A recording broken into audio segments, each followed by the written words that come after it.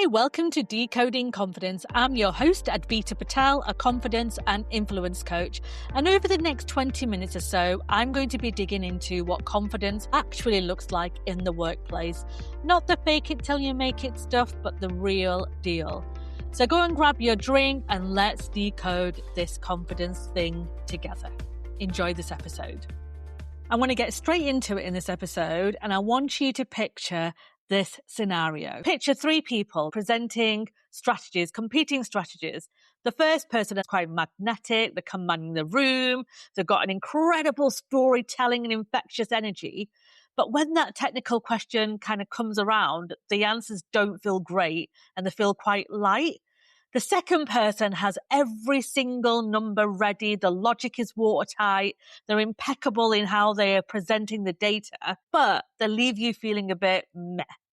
But then you've got that third person, that third leader. They open up with a story that connects with everyone. They're weaving in those data points and they're proving the point really well. They are incredibly brilliant at explaining complex things in a way that you actually understand and also make you believe that you can do it.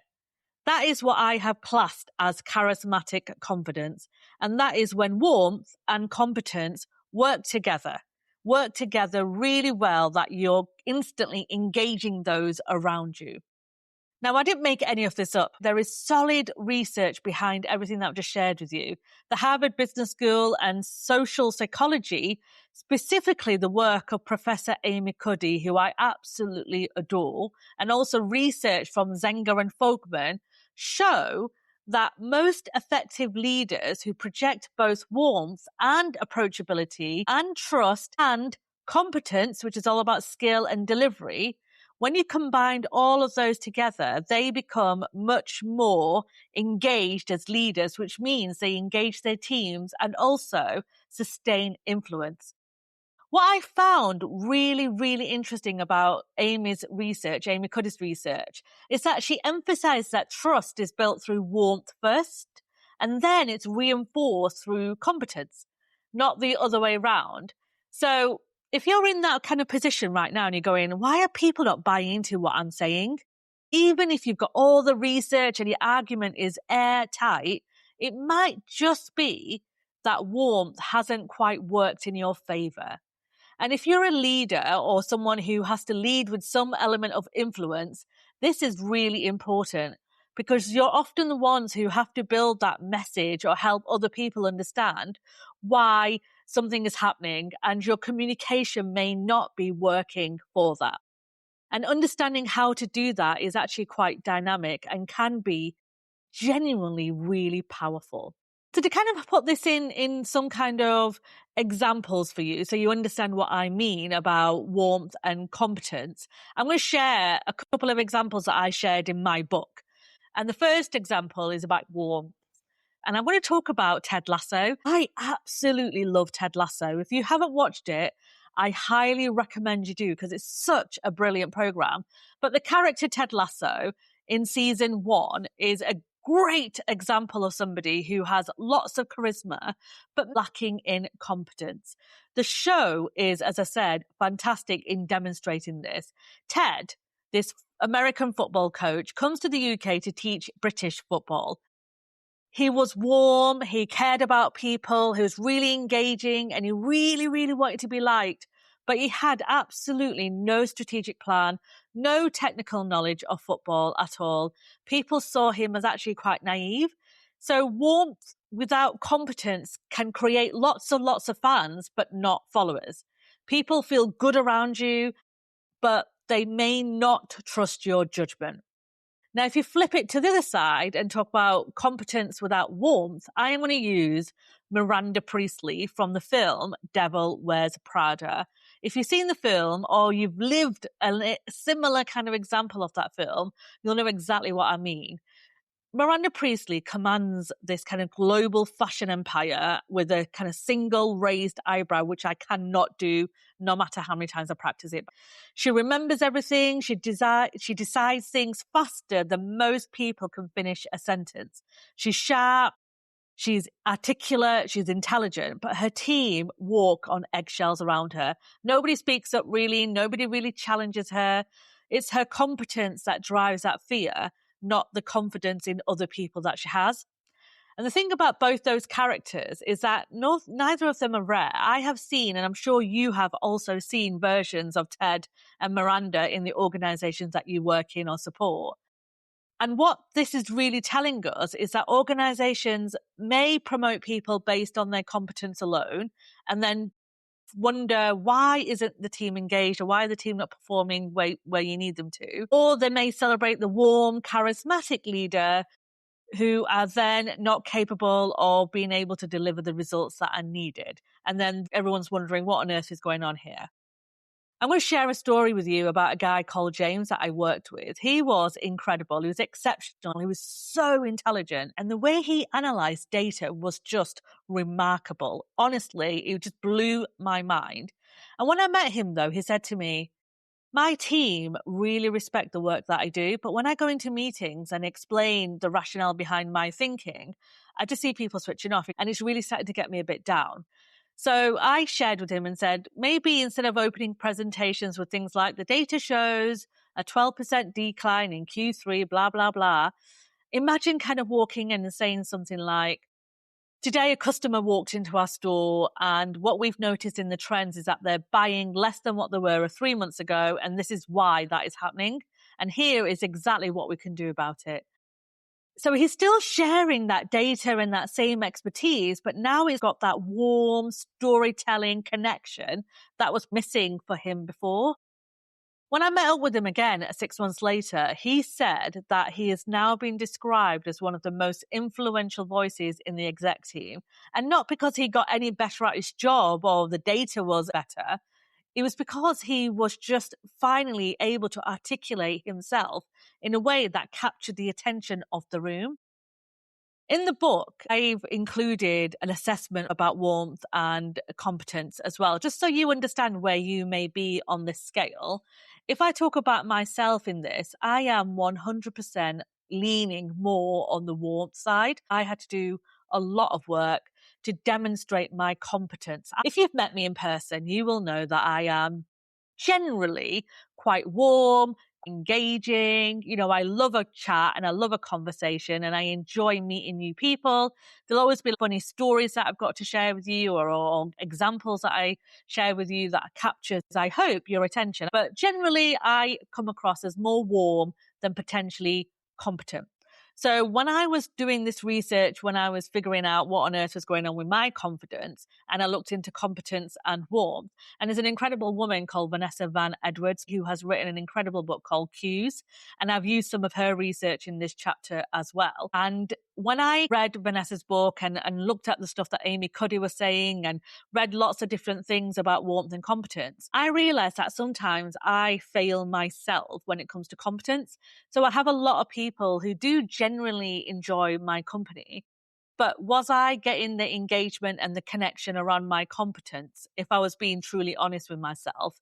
And the answer to that is no. And that was a tough pill for me to swallow, I have to admit. I thought that my general bubbly character would engage people enough for them to invest in me. And I realized that actually I'm not demonstrating my competence as much as I should be. So I had to work really hard to think about how can I bring in my competent side, but not lose my warmth. So this is what these questions in my chapter will help you identify. Like, are you more on the warmth side or are you more on the competent side?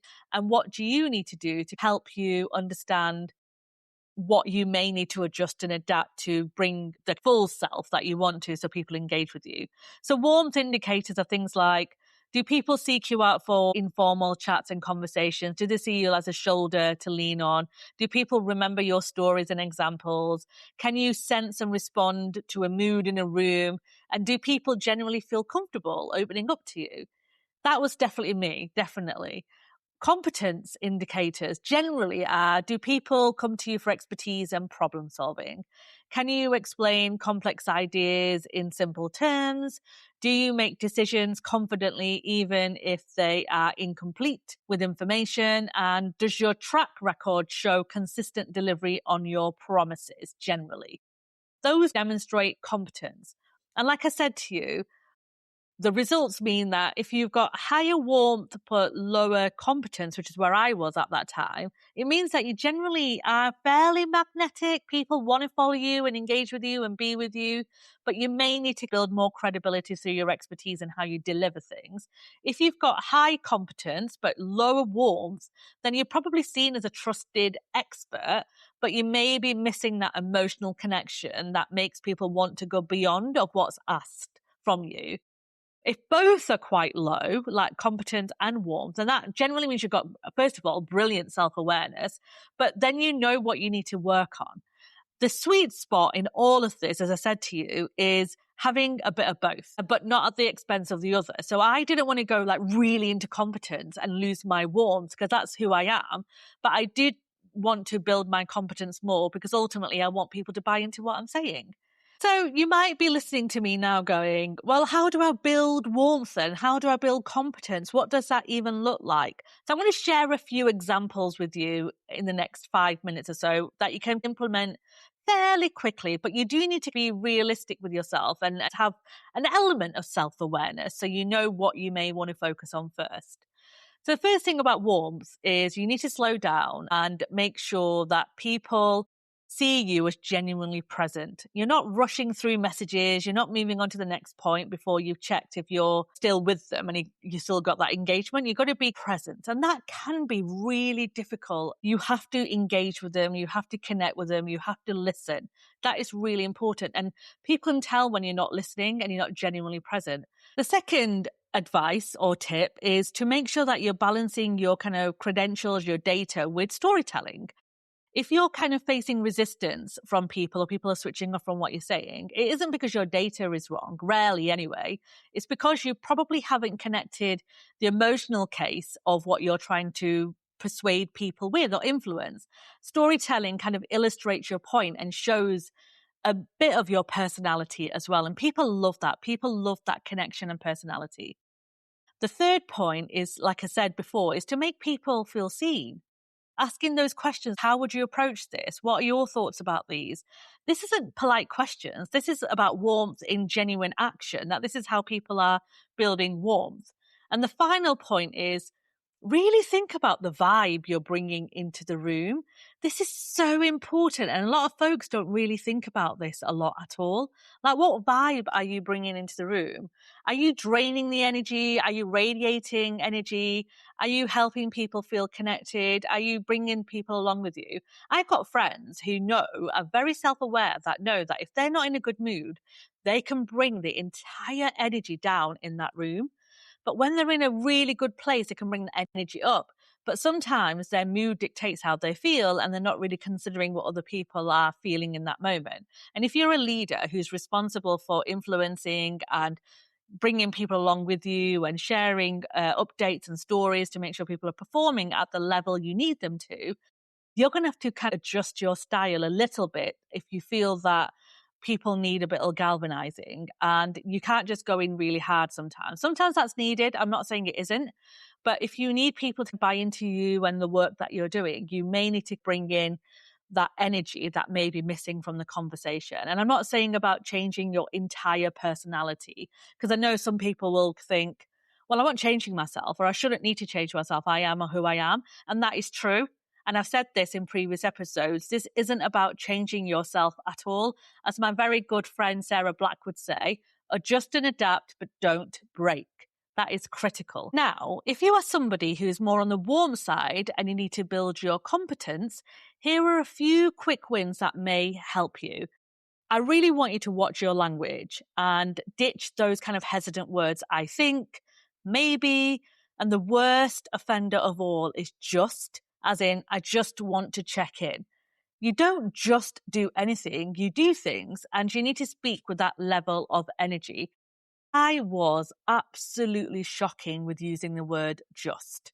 oh, I'm just checking in. I just want to make sure, I just want to see. And honestly, when I started to do my review about how I spoke and what I said, I realized that I did say I think a lot as well. Oh, I think, maybe. Those hesitant words do not help your competent style. And people often use those types of words to soften their approach because they don't want to come across as too harsh or too pushy, or even in terms of feeling like they may be too much. You know, I've had people say that to me. That isn't what those words are doing to you. Those words are actually penalizing you in showing your authority and assertiveness. So be mindful of some of the words you're using when you're talking about your work and how you're presenting yourself. The second thing I will say to you is about framing your conversations around insight and data as well as a story. I love a good story. I honestly do love a good story. But I do need to remember to bring in the data and insights, which is why some of these episodes I will bring in the research. And as I've mentioned Vanessa Van Edwards before, the author of Cues, an incredible book, make sure you get it.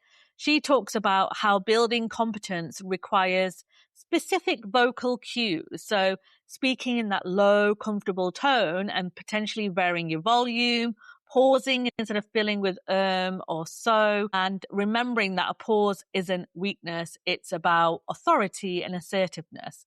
So now I want to shift the conversation a little bit, and I want to talk about how we can build competence and warmth in other people. Those leaders who are charismatically confident, as I like to call them, don't just think about warmth and competence, how to build it in themselves only. They think about how to do it around the teams that they work with as well. When they are naturally demonstrating warmth and competence, they multiply it in the people around them. And I call that the confidence multipliers. And what they often do is they do it in three specific ways. The first way is being quite strategic in how they recognize people.